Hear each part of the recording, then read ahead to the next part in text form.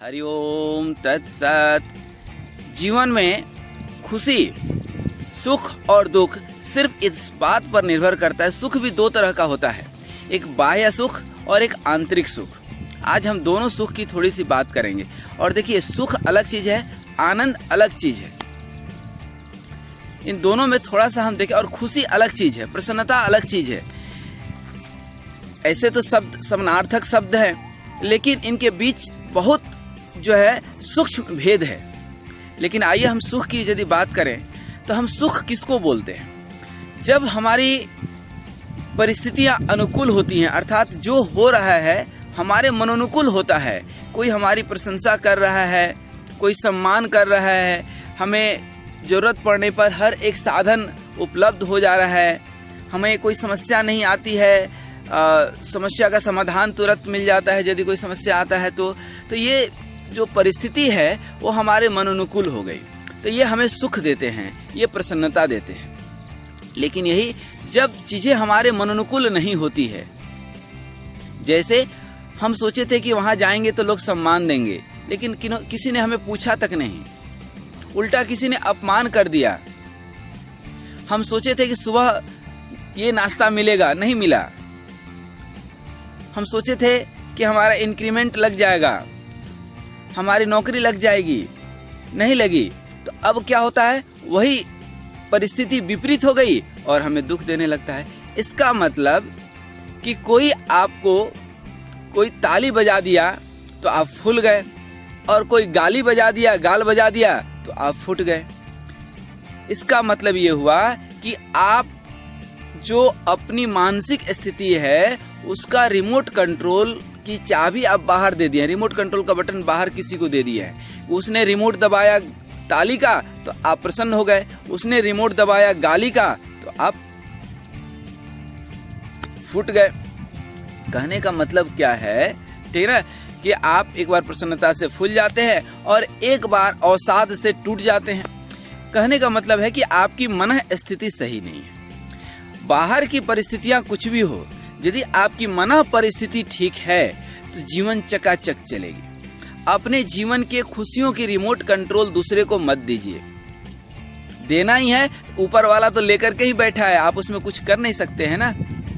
विधि का विधान जो होना होगा वो तो होकर के ही रहेगा। वो आपके कई बार होता है ना कि हम लोग सोचते कुछ हैं, करते कुछ हैं, होता कुछ है, देखने कुछ मिलता है, कहीं कोई सीक्वेंस नहीं देखने मिलता है। इसका मतलब कि उस रिमोट का चाबी तो लेकर के बैठा ही है ऊपर वाला। होनी हो करके रहे, अनहोनी न होए, जो लिखा लीलार में मिटा सके न कोई। तो वो तो होगा ही होगा, उसको आप कुछ नहीं कर सकते हैं। लेकिन एक जो कर सकते हैं वह मैं आपको बताऊं कि अपने मन स्थिति को अपने अनुसार रखिए, उसको बाहरी परिस्थिति से मत जोड़ दीजिए। आप आज देखिए, आपके घर में साधन और संसाधन है तो आप खुश, और जो नहीं है उसमें भी खुश रहने की थोड़ी सी आदत डालिए। आप यह मान करके चलिए कि जीवन में जो भी हो रहा है सकारात्मक हो रहा है। भारतवर्ष के हर घर में गीता का सार टंगा हुआ है। जो हुआ अच्छा हुआ, जो होगा अच्छा होगा, जो हो रहा है अच्छा हो रहा है। उसको हम स्वीकार ही नहीं कर पाते हैं। पढ़ते तो रोज हैं लेकिन स्वीकार नहीं कर पाते हैं। तो आइए आज हम देखें कि अपने अंदरूनी सुख के लिए, खुशी के लिए, प्रसन्नता के लिए हम अपने मन स्थिति को हमेशा सकारात्मक बना करके रखें। बाहर की परिस्थिति कुछ भी हो जाए, देखिए बारिश होती है, उसी बारिश में बच्चे खूब खेलते हैं, खूब प्रसन्न होते हैं, और वही बारिश में कोई छाता लेकर के निकल जाता है अपने काम के लिए, और उसी बारिश को कोई गाली देता है कि अरे यार बारिश भी अभी ही होना था, अरे यार सब सत्यानाश हो गया। अरे क्यों ऐसा सोचते हो? जो विधि का विधान है ना, इस सृष्टि में कुछ भी गलत नहीं है। क्या गलत है? कुछ भी गलत नहीं है। ये ब्रह्मा की सृष्टि है। इस सृष्टि में किसी भी चीज में यदि आप कोई कमी निकालते हैं, इसका मतलब कि ब्रह्मा जी में आप वो गलती निकाल रहे हैं, भगवान में वो गलती आप निकाल रहे हैं। सिया राम मैं सब जग जानिए, पूरा जगत जो है भगवान का है। यह सृष्टि जो है, आपको सिर्फ जरूरत है आपको अपनी नजरिया बदलने की। जैसी दृष्टि वैसी सृष्टि। आप मन स्थिति सकारात्मक रखिए। एक ही व्यक्ति किसी के लिए अच्छा है, किसी के लिए बुरा है। तो व्यक्ति है, उस व्यक्ति का कोई उसको देखने वाले की नजरिया जो है, एक की नजरिया सही है तो सही लगता है, एक की नजरिया गलत है तो गलत लगता है। कोई विद्वान काशी आए, 2 विद्वान ब्रिटिश राज्य में, ब्रिटेन के, अमेरिका के जो है विद्वान आए, तो उन्होंने काशी घुमा। एक ने लिखा कि काशी बहुत ही गंदा शहर है, वहाँ पॉपुलेशन डेंसिटी बहुत ज़्यादा है, लोग जो है परंपराओं में उलझे हैं, और न जाने कितनी नकारात्मक भी लिखा। वहीं दूसरी ओर किसी ने लिखा कि क्या गंगा के किनारे पावन शहर है, सुबह होते ही हर व्यक्ति मंत्र उच्चार के साथ शिव मंदिर जाता है, हर जगह सुंदरता बिखरी पड़ी है, पॉपुलेशन बहुत ज्यादा है, लेकिन उस पॉपुलेशन में भी सब धार्मिक लोग हैं, इसलिए कहीं कोई किचकिच नहीं है। तो देखिए नजरिया है, बनारस शहर तो वही है, लेकिन दोनों लेखक की नजरिया अलग अलग है। तो नजर बदलो, नजारे बदल जाएंगे। एक राजा बहुत प्रसन्न रहना चाहता था, एक महात्मा जी के पास गया, बोला कि आप मुझे कोई ऐसी दवा बता दीजिए कि हम हमेशा प्रसन्न रहें। तो महात्मा जी बोले कि एक ऐसी व्यवस्था करो कि जो भी तुम्हें दिखे हरा ही हरा दिखे। जब तक हरा दिखते रहेगा, ऐसा 1 साल तक प्रयास करोगे 1 साल तक सब कुछ हरा देखना, हरा के अलावा कुछ नहीं देखा, ग्रीन कलर सिर्फ देखना है।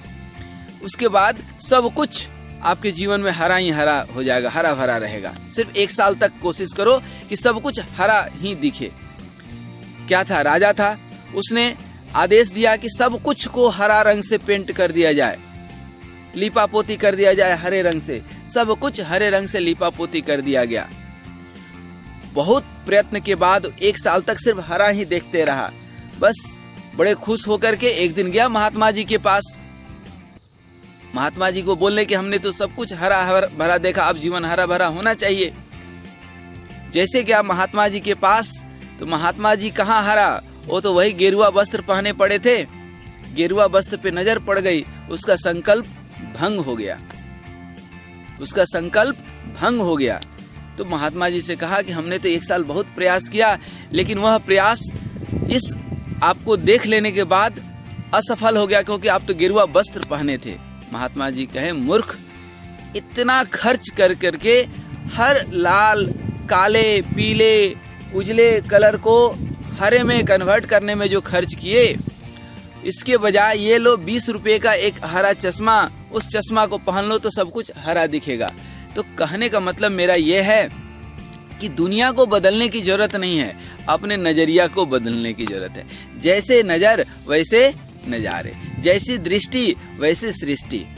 दुनिया में कुछ भी गलत नहीं है, और कहें तो कुछ भी सही भी नहीं।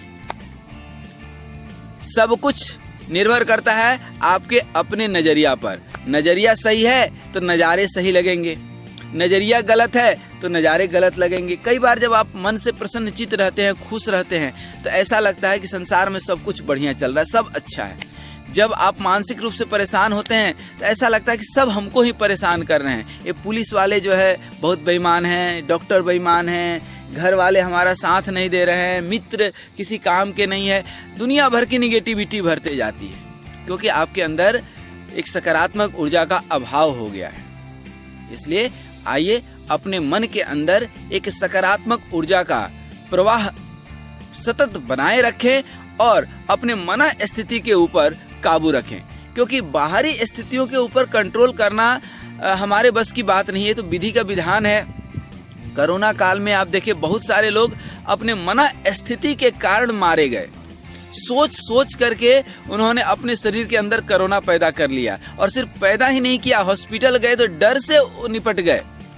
कई लोग हमारे जान पहचान में डर के कारण, भय के कारण उनको हार्ट अटैक आ गया। उनको ऐसा लगा कि अरे यार जो है हम नहीं रहेंगे, हमको तो कोरोना हो गया, नहीं रहेंगे तो बाल बच्चों का क्या होगा। अरे तुम नहीं रहोगे तो कुछ नहीं होना है, देखने थोड़ी आओगे। गांधी जी को भी लगता था कि हम नहीं रहेंगे तो देश कैसे चलेगा, चल रहा है कि नहीं, सबको यही लगता है और चलते भी रहता है, सब कुछ चलते रहेगा एज इट इज। ये दुनिया अनवरत काल से कब से चली आ रही है किसी को पता नहीं है। ये फालतू के लोग रिसर्च करते रहते हैं, लेकिन उस रिसर्च का कोई मायने नहीं। दुनिया कब से चल रही है और कब तक चलेगी ये किसी को नहीं मालूम।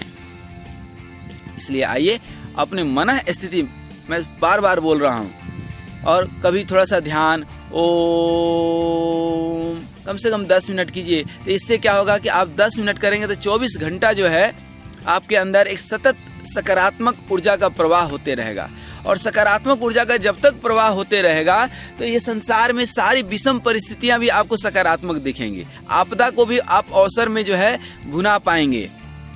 और यदि मानसिक स्थिति ठीक नहीं है तो अवसर को भी आप आपदा बना देंगे।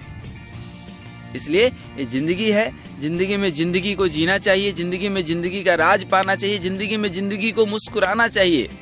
सकारात्मक ऊर्जा के साथ अपने जीवन को हमेशा उन्नत करते रहें। अपने मन स्थिति को और थोड़ा सा मौन रहने की भी कोशिश करें, थोड़ा शांत चित्त रहने की कोशिश करें, सुनने की कोशिश करें, बोलने की कम, सुनने की कोशिश ज्यादा करें। तो उससे आप सीखेंगे और आपका मन भी मजबूत होगा। देखिए, गिरती हुई दीवार से कोई भी एक ईंट उठा लेता है, मजबूत दीवार में कोई हाथ नहीं लगाता है।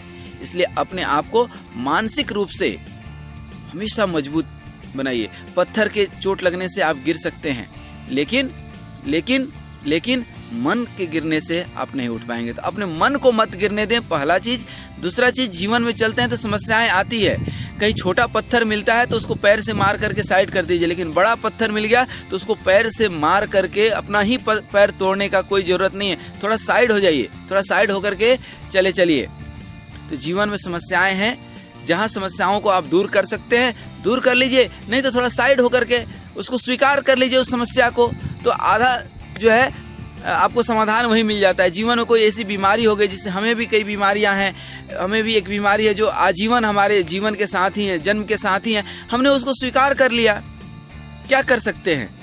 आपके हाथ में जो है वो कर सकते हैं। दुनिया में जब इसका कोई इलाज ही नहीं है, उसको सिर्फ आप कंट्रोल ही कर सकते हैं, तो कर लीजिए कंट्रोल। तो मैं उम्मीद करता हूं कि ये वीडियो आपको थोड़ा बहुत तो जरूर अच्छा लगा होगा, बहुत अच्छा नहीं तो बस अंतिम में निवेदन यही है कि जीवन में हमेशा मुस्कुराते रहें। है वही इंसान जो खोज लेता हर समस्या का समाधान, और हर समस्या के समाधान में भी रहता है हमेशा उसके चेहरे पर मुस्कान।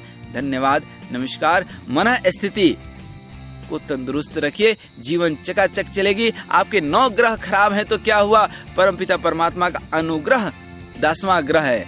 अनुग्रह यदि है तो कुछ नहीं बिगड़ेगा। और अनुग्रह पाने के लिए आपको अपनी मन स्थिति को प्रसन्न चित्त रखना पड़ेगा, प्रसन्नता, आनंद भरना पड़ेगा, परम आनंद भरना पड़ेगा, तो परमानंद अंदर भर जाएगा। ओम तत्सत, ओम तत्सत, ओम शांति।